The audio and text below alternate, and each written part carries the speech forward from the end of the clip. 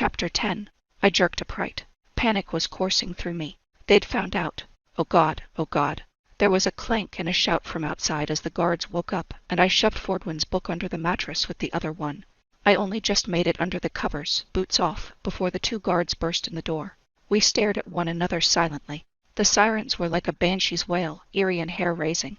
"What's going on?" I asked them. It seemed like the right thing to ask. And after all, I told myself, I was here. The alarms were going somewhere else, but I was here. Therefore, it couldn't be me. The guards only shook their heads, as lost as I was, and the next moment, two members of the Coimil appeared out of thin air in the center of my room. I slammed back against the wall in surprise, and my only consolation was that they looked equally surprised to see me in bed. "You are here," Akihito said in evident confusion. He exchanged a look with Maggie. "Has she been here all night?" Maggie demanded of the guards. One of them shuffled.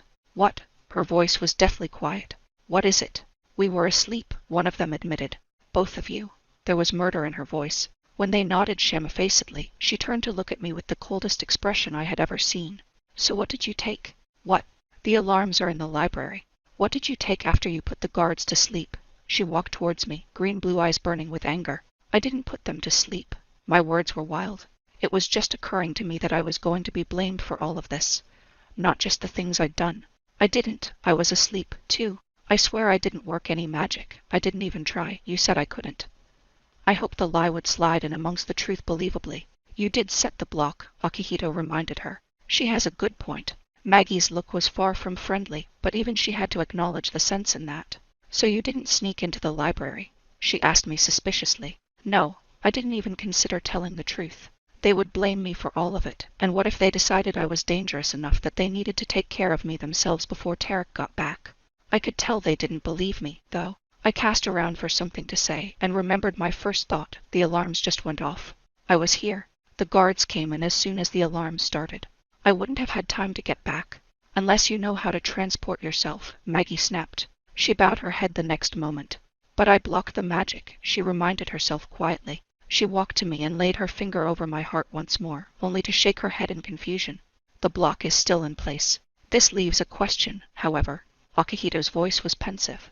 "If she did not put the guards to sleep, then who did? And to what end?" Maggie crossed her arms and peered over my head, out the window. I turned to look as well. Sleepy students, most still in their pajamas, were streaming out of the buildings to take up residence in the gardens. "Go join the others," Maggie told me. She looked around my room, as if she might find evidence of illicit magic, but gave up and vanished the next moment, taking Akihito with her. I pulled on my boots slowly, reluctant to leave the books behind. What if Maggie reappeared to search my room? There wasn't much chance of me stopping that either way, really, so I pushed myself up and looped the blanket over my shoulders before following the guards downstairs. The courtyard was in chaos. Students were shouting across the flower beds to one another.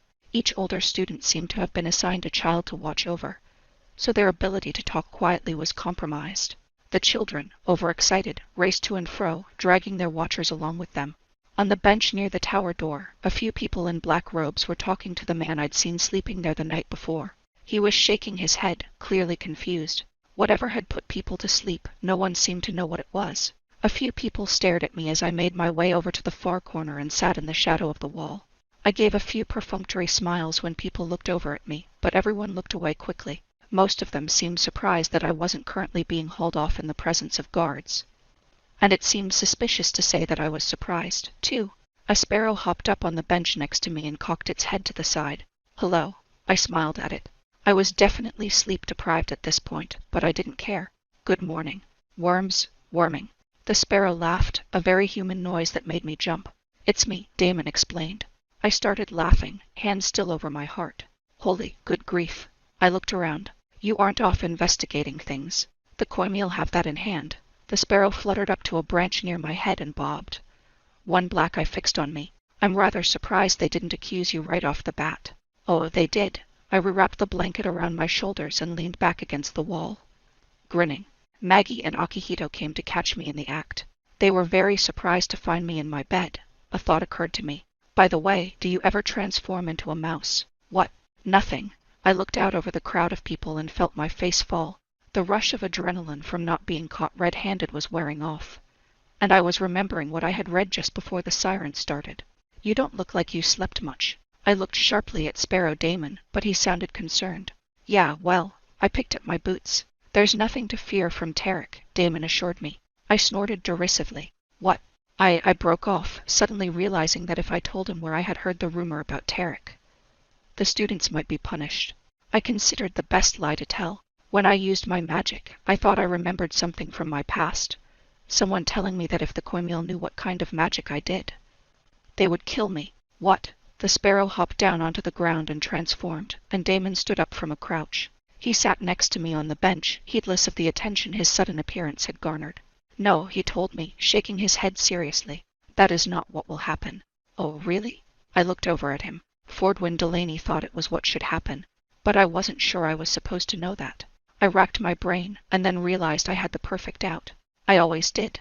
You said Tarek's last name was Delaney, right? Yes, Damon said cautiously. He was clearly worried by this sudden shift in questioning. Is he related to Fordwin Delaney? I asked bluntly. And who is Fordwin Delaney? Ah, Damon relaxed at once. He sat back against the wall. I tried not to notice how his shirt fell across his ABS, and looked away to hide my blush. Tarek was Fordwin's protege, Damon explained easily. There was clearly no secret here. Fordwin led the separatist movement, but after Tarek killed Nicola Beaumont, everyone united behind him.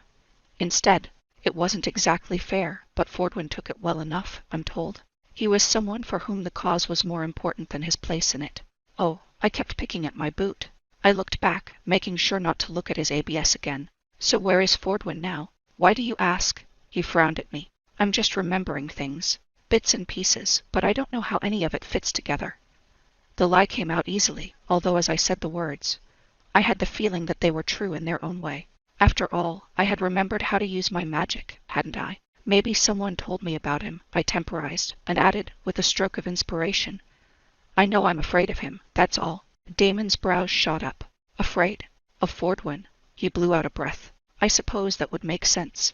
Because of my powers, I said bitterly. Because you were raised by monarchists, he corrected me gravely. And I know the Koimil were. Disconcerted, but there is no reason your powers should be any more destructive than anyone else's. Really. I stared him down. Any power can be beneficial or destructive. Wind or lightning or stone could do as much damage as you did, easily. He shrugged one well-muscled shoulder. It's our choices that make us who we are. Yeah, and I chose to attack one of the Koimil. He accepted that silently, and we sat while dawn broke. Finally he stood, but he waited until I looked up at him. You didn't choose to attack Akihito, he told me. They said the same thing you just did, but I don't believe it. I believe you chose to save the rabbit, just like you tried to save your prot. Like you tried to save Sarah. He said the name carefully, as if to convince me that he hadn't forgotten. My heart squeezed at the memory. And that's what I'll tell Tarek when he arrives, Damon assured me. I know you must be terrified. I know it's hard to have them bind your powers and leave you guarded, but you're not in this alone. I brought you here because I believe it is the best place for you. I will not let anything happen to you. He gave me a smile as strained as it was gorgeous, and disappeared without another word. A hawk's wings beat up into the morning air, and I traced the bird's flight to the highest tower, to where the Koimil were. I wanted to trust him, however stupid that made me, but I was at least sensible enough to know that I couldn't. The more I learned, the more I was sure that Damon Braddock didn't know much about the place he had brought me. And even more stupidly, all I could think was how it was going to break his heart when he found out the truth.